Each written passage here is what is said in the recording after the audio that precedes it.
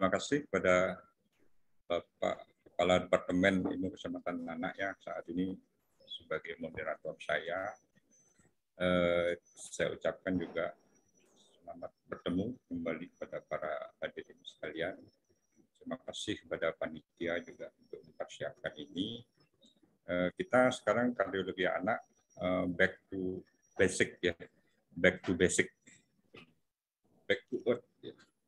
Bicarakan tentang murmurnya, judulnya sudah disampaikan tadi. Kita mulai dari patofisiologi dulu. Mengapa sih murmur itu bisa terjadi? Ini adalah akibat suara turbulensi aliran darah di kardiovaskuler. Ya.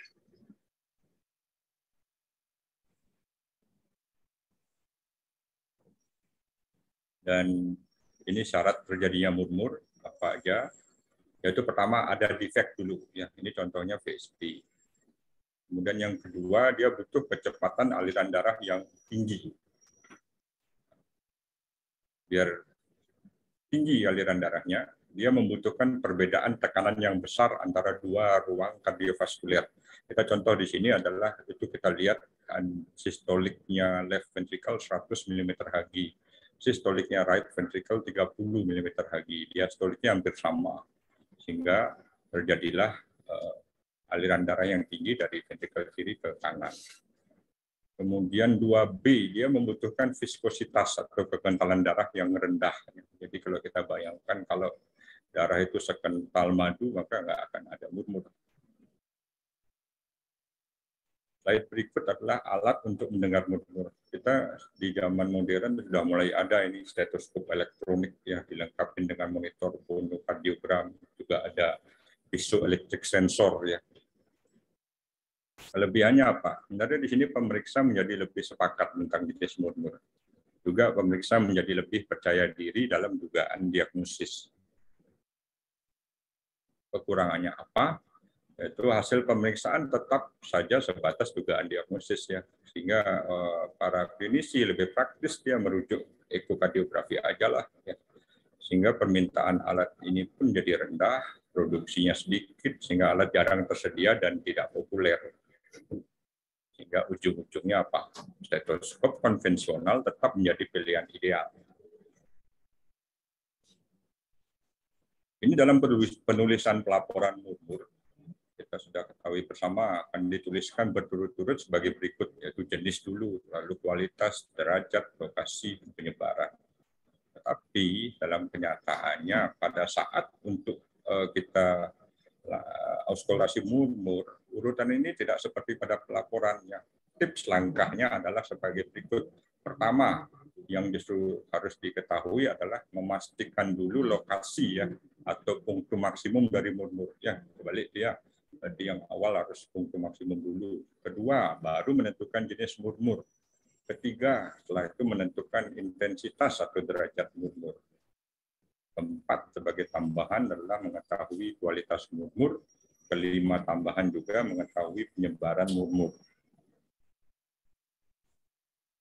6, nomor 6 ini pertama dulu memastikan punktum maksimum murmur. Ini diawalin oleh palpasi ya, untuk menentukan intercostal space ya. Bagaimana caranya? Yaitu raba garis cekungan angulus sternum atau angulus dudovisi, dan ini segaris dengan costa 2 dan ICS 2 berada di bawahnya. Atau juga clavikula ya, pakai patokan di intercostal space 1 persis berada di bawahnya. Langkah berikutnya adalah menentukan area penutupan katup jantung. Ini disingkat APMT, terserah mau mengingatnya sebagai apa. Kalau saya sendiri sih ingatnya api mati ya, APMT. Kita mulai dari A itu apa? Aortic area, atau kadang disebut juga upper right sternal border, atau ICS 2 parasternal kanan, P-nya pulmonal area, atau upper left sternal border, atau ICS 2 parasternal kiri, M-nya mitral area atau apikal, atau ICS 4 mid clavikula kiri, T-nya tricuspid area atau lower left sternal border atau ICS 4 parasternal kiri.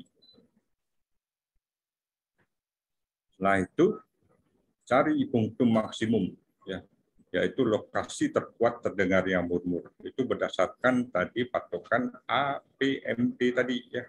Ini gunanya apa sih kok punctum maksimum ditentukan duluan? Adalah berguna untuk mempersempit penentuan jenis murmur, ya. Jadi kita nggak berpikir semua murmur dulu pada saat mendengar sudah tahu punctum maksimumnya. A, di aortic area. Kalau itu punctumnya, maka murmur yang seharusnya ada di sana adalah murmur ejeksi sistolik. Ini aorta stenosis, ya. Kemudian juga kalau diastolik, yaitu murmur early diastolik aorta regurgitasi. Kalau yang di pulmonal, ada murmur kontinu dari PDA, ada juga murmur ejeksi sistolik dari pulmonal stenosis, atau relatif pulmonal stenosis dari ASD, atau pulmonal stenosis dari kasus tetralogi Overload. Kalau di mitral, apa aja? Jadi pikirkan di sana murmur pansistolik dari mitral regurgitasi. Kalau dia diastolik, berarti murmur mid diastolik dari mitral stenosis. Nah, T, di tricuspid area, kita nggak usah memikirkan murmur yang lain. Yang kita pikirkan satu di sana, murmur pansistolik, atau orang menyebutkan juga sama ini, holosystolik, ya. Itu milik apa? Miliknya PSD, miliknya tricuspid regurgitasi juga, ya. Nah, ini kita memakai suara sekarang, ya. Jadi contoh ini menentukan jenis murmur, tapi sebelumnya harus tahu dulu yang mana suara jantung 1, yang mana suara jantung 2. Suara jantung 1 adalah penutupan katup tricuspid dan mitral. Penutupan katup aorta dan pulmonal sebagai suara jantung 2. Suara jantung 1 lebih kuat, S2 lebih lemah. Antara S1 dan S2 tanpa jeda waktu, dan itu fase sistolik. Antara S2 kembali lagi ke S1 ada jeda waktu. Kita dengar bersama. Dan mendengarkan, ya.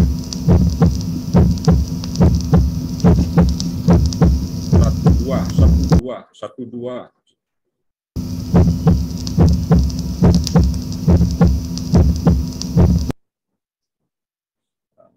Kemudian langkah kedua barulah menentukan munculnya murmur, ya. Apakah saat dia sistolik ataukah saat diastolik atau di dua-duanya ada, ya. Kemudian baru ketiga, ingat pembatasan jenis murmur yang dipikirkan sesuai punctum maksimum, karena ini akan dipakai sekali lagi mempersempit kemungkinan jenis murmur.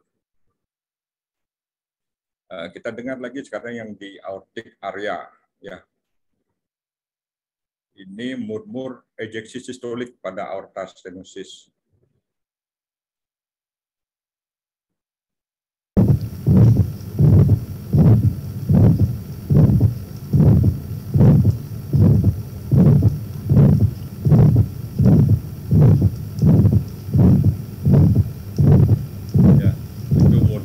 Crescendo decrescendo, ya.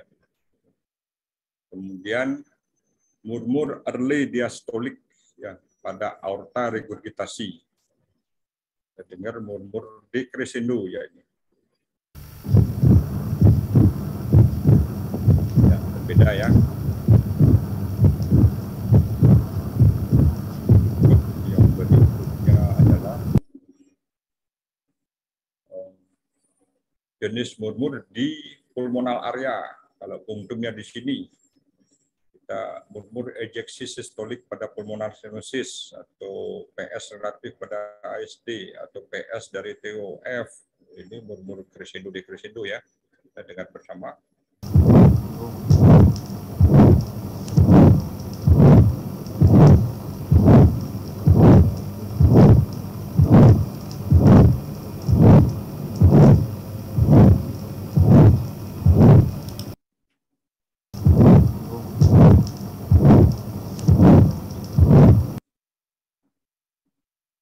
Oke, berikutnya adalah murmur kontinu pada PDA. Di tempat sama juga di pulmonal ini, kita dengar bersama bedanya.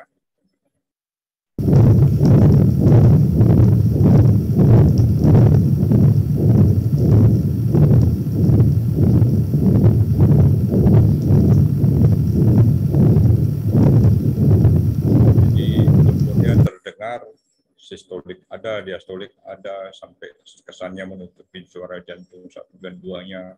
Kemudian suaranya juga kasar, malah dulu dikenal sebagai machinery murmur, jadi suara mesin zaman dulu nih ya. Nah, mumpung ngomongin murmur kontinu pada PDA, kenapa sih kok PDA itu murmurnya kontinu ya? Ini jawabannya ya. Jadi ada lubang antara 2 ruang jantung. Kemudian ada juga beda tekanan yang besar saat sistolik maupun diastolik antara aorta dan arteri pulmonal. Ya. Sehingga akibatnya apa? Akan terjadi turbulensi, sistolik ada, kemudian nyambung juga diastolik. Ya. Kita lihat di sini, sistoliknya aorta 100, sistoliknya arteri pulmonal itu 30, diastoliknya aorta 70, diastoliknya arteri pulmonal 15. Ya, jauh jarak tekanannya itu. Kemudian ini pertanyaan klasik yang lain juga. Kok murmur ASD adanya di area pulmonalnya, kenapa nggak di ASD-nya muncul? Jawabannya adalah ada lubang antara 2 ruang jantung yang berukuran sama besar, tetapi beda tekanannya kecil. Kita lihat di sini pada atrium kiri, ya sistoliknya 15, pada atrium kanan sistoliknya 10, beda tekanannya kecil, sehingga tidak ada turbulensi di ASD. Tapi tetap ada aliran atrium kiri menuju atrium kanan. Akibatnya volume atrium kanan besar, volume ventrikel kanan pun besar, aliran besar melewati katup pulmonal. Jadi menggetarkan katup, terjadilah turbulensi di katup pulmonal. Terdengar sebagai murmur ejeksi sistolik dari pulmonal stenosis yang relatif. Ya, baik, kita lanjutkan dengan yang mitral sekarang. Di mitral area ya adalah murmur PAN atau holosystolik pada kasus mitral regurgitasi ya. Jadi murmurnya ini plateau. Kita dengar bersama.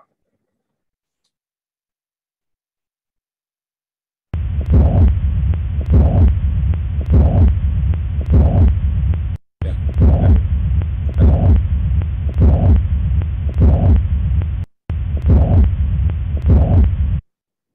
Baik, yang berikutnya di mitral yang sama juga murmur mid diastolik. Kalau ini mitral stenosis ya.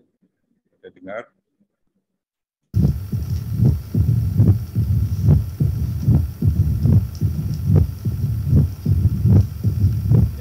Jelas ya bedanya.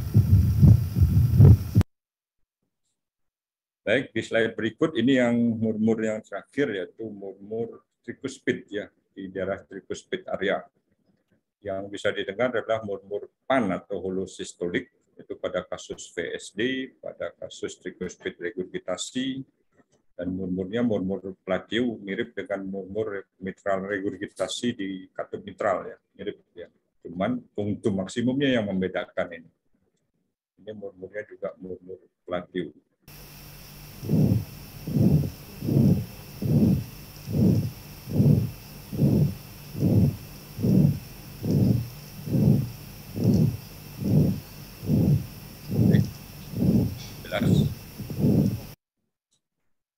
Kemudian ini pertanyaan klasik lain. Mengapa sih terbentuk murmur yang berbeda? Kok satunya holosystolik, satunya ejeksi sistolik? Ini jawabannya. Jadi mulai dari yang holosystolik dulu. Ini kenapa? Ada lubang antara 2 ruang jantung ukuran sama besar. Ya. Kemudian juga ada beda tekanan yang besar hanya saat sistolik.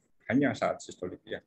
Kita lihat di sana bisa terjadi murmurnya VSD, bisa terjadi murmurnya mitral regurgitasi, bisa terjadi murmurnya tricuspid regurgitasi, ya. Karena di sana ada turbulensi yang sama kuat sepanjang fase sistolik, ya. Sehingga murmur pansistolik yang kita dengar. Ini bedanya kalau yang ejeksi sistolik sebelahnya, ya. Ini ada penyempitan antara 2 ruang jantung yang ukurannya tidak sama besar. Ya. Jadi dari ruang jantung yang lebih besar menuju ke ruang jantung lebih kecil. Dari ventrikel menuju ke pembuluh darah. Ya. Tetap ada turbulensi, tapi turbulensinya akan berbeda intensitasnya dari awal sampai akhir. Yaitu paling kuat di pertengahan sistolik. Mengapa? Karena itulah puncak kontraksi ventrikel. Ya. Sehingga terdengarnya sebagai murmur ejeksi sistolik ya. Dan cukup jelas tadi. kita sekarang ke langkah ketiga, menetapkan derajat murmur. Ini sudah dari tahun 1933 ya. Murmur derajat 3 dulu.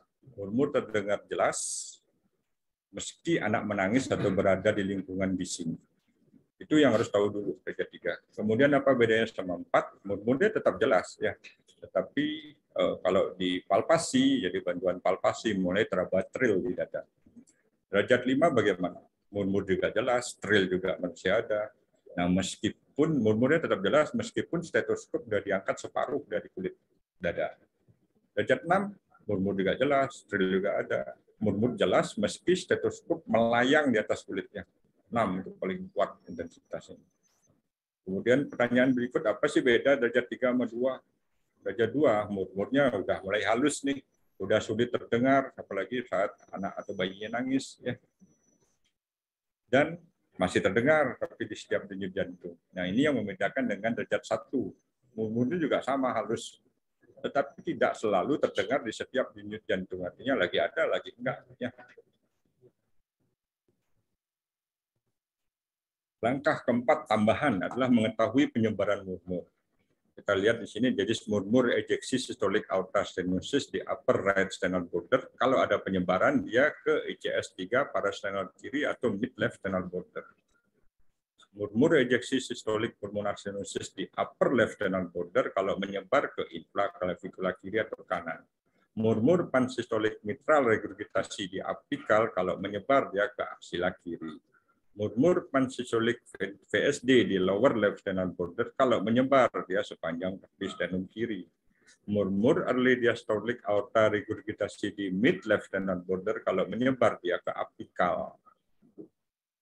Catatan, penyebaran murmur hanya terjadi pada sedikit atau pada beberapa murmur patologis yang berderajat tinggi saja ya, sehingga sedikit membantu dalam diagnosis kerja. Langkah terakhir mengetahui kualitas murmur. Ini biasanya berdasarkan kemiripannya dengan suara tertentu ya. Antara lain adalah ada musical, dikatakan ada vibratory, ada honking, clanking, whistling, buzzing, blowing, puffy, squeaky. Ada pula menjabarkan sebagai suara kasar, suara keras, suara burung camal, atau yang bernada rendah atau nada tinggi. Nah, catatannya apa untuk kualitas murmur? Bahwa kualitas murmur ini bisa dijumpai berbeda ya, padahal untuk satu defek jantung yang sama. Sehingga ini sebenarnya tidak selalu spesifik milik defek jantung tertentu saja. Ini mungkin membantu diagnosis kerja, tapi tidak banyak, sedikit. Nah, sekarang kalau sudah paham yang tadi, kita akan membedakan ini judulnya nih, murmur fisiologis dan murmur patologis, gimana bedakannya. Murmur fisiologis terkenal sebagai 7S. Apa aja? Sensitif, yaitu menghilang saat perubahan posisi atau napas. Patologis tidak dipengaruhi. Short, durasi pendek. Patologis, panjang. Single, hanya murmur aja, nggak ada klinis lain. Sedangkan patologis bisa ada klik, snap, gallop, S2 yang splitting. Small, lokasi terbatas, tidak menyebar. Patologis bisa disertai penyebaran. Soft, bernada rendah. Pandangan patologis tinggi. Sweet, halus, derajatnya 2 atau lebih rendah. Sedangkan patologis jelas. Ya. Sistolik saja, pada fisiologis, sedangkan patologis ya bisa sistolik, diastolik, atau keduanya. Ini terakhir slide-nya. Beberapa murmur fisiologis, atau disebut juga murmur fungsional, atau juga murmur inosen. Ini stil murmur yang terkenal. Ini aliran sistolik, akibat aliran sistolik melewati korda tendinea ventrikel kiri. Terdengarlah murmur ejeksi sistolik derajat rendah di lower left sternal border atau apikal dan menghilang saat berdiri. Murmur pulmonal flow, ini aliran sistolik di arteri pulmonal akibat dekat dengan dinding dada. Ya. Ini terdengar sebagai murmur ejeksi sistolik derajat rendah di upper left sternal border, menghilang juga saat berdiri. Murmur pulmonar stenosis perifer adalah aliran sistolik ditekukan ya, arteri pulmonal kiri atau kanan akibat pemendekan atau kontriksi PDA yang spontan. Ya. Sehingga murmur ini terdengar sebagai murmur ejeksi sistolik derajat rendah di upper left donor border, menghilang di usia kurang dari 6 bulan. Murmur venous hum, yaitu aliran vena cava superior, ini terdengar sebagai murmur kontinu derajat rendah di klavikula kanan, ya, dan menghilang saat leher fleksi atau tidur. Terakhir sudah ya. Ini ada 3 yang kita bisa ringkas ya. Pertama, murmur merupakan salah satu petunjuk klinis penting pada pemeriksaan fisis jantung, dengan tetap tidak melupakan ya penting untuk tanda klinis jantung lainnya. Dan ini untuk mewujudkan diagnosis kerja yang lebih logis. Kedua, kemampuan membedakan murmur patologis dan fisiologis akan membantu pasien memperoleh penanganan medis lebih dini ya. Ketiga, auskultasi murmur menggunakan stetoskop konvensional tetap menjadi pilihan dalam menentukan diagnosis kerja pada kasus penyakit jantung anak. Itu yang bisa saya sampaikan, semoga bermanfaat pada hadirin sekalian. Ucapkan terima kasih pada moderator atas kesempatan.